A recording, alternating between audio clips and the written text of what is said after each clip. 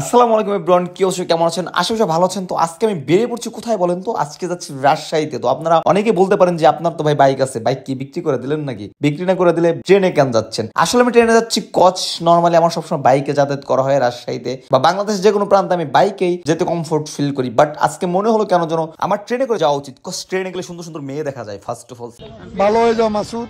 Second, আমি চাইলেই রিল্যাক্সে শুয়ে শুয়ে রাজশাহী যেতে পারবো। আর কেই না চায় ভিন্ন রকম ফিল নিতে লাইফে। তো প্রথমে আমরা বাসা থেকে বের হয়ে চলে আসলাম একটি ভ্যান নিয়ে আব্দুলপুর জংশন। আব্দুলপুর জংশনে এসে আমরা ফার্স্ট ট্রেনের টিকিট কেটে নিলাম। তারপর যখন স্টেশনে ট্রেন চলে আসলো রাজশাহী ট্রেন, তখন আমরা রাজশাহী ট্রেনে উঠে বললাম। আর চারিদিকে দেখতে শুরু করলাম বিভিন্ন প্রাকৃতিক সৌন্দর্য। ক্যামেরা জুম করেও দেখতেছি অনেক কিছু। পোলাপাইন রাস্তা পাশে খেলতেছে। আর ট্রেনের মধ্যে উঠলেই বিভিন্ন রকম মানুষ দেখা যায়, বিভিন্ন রকম মেন্টালিটির মানুষ দেখা যায়। আর এই ট্রেন যাত্রা পথে আমাদের মাস্ট বি দেখবই, কেউ চানাচুর বিক্রি করতেছে, কেউ বাদাম বিক্রি করতেছে, ইত্যাদি অনেক কিছুই বিক্রি করে। মামারা দেখতে খুব ভালোই লাগে। আর একটা কথা বলেনি, আমার বাসা হলো দক্ষিণবঙ্গে। তো আমাদের দক্ষিণবঙ্গে মানে গোপালগঞ্জ ট্রেন ছিল না বললেই চলে। রিসেন্ট ট্রেন লাইন চালু হয়েছে। তো ছোটবেলা থেকে আমার কাছে ট্রেন ওঠা স্বপ্নের মতো ছিল, যেটা না বললেই নয়, কারণ আমাদের ওখানে ট্রেন ছিলই না দক্ষিণবঙ্গে। আমি আসলে ছোটবেলায় শামসুর রহমানের ট্রেন কবিতা থেকে আমি জানি যে পৃথিবীতে ট্রেন নামক কিছু আছে। আর তখন থেকে আমার ইচ্ছা যে ট্রেন উঠবো। ট্রেন নিয়ে অনেক কিউরিয়াসিটি ছিল যে ট্রেন চলেছে, ট্রেন চলেছে, ট্রেনের বাড়ি কই। আমি আসলে ভাবতাম ট্রেন আসলে কি, ট্রেনের কি বাড়ি আছে, গাড়ি আছে, মানে এরকম একটা ব্যাপার ছিল। যাই হোক, ছোটবেলার থিঙ্কিং। কারণ আমাদের এলাকায় তো ট্রেন নেই, আমরা প্র্যাকটিক্যালি দেখিনি। যেমন আমরা প্র্যাকটিক্যালি ছোটবেলা বাসা থেকে বের হই, গাড়ি দেখেছি, রিক্সা দেখেছি, ভ্যান দেখেছি, এগুলো কিন্তু আমরা চিনি। এগুলো নিয়ে এরকম কিউরিয়াসিটি কাজ করতো না। বাট এটা আমরা দেখিনি,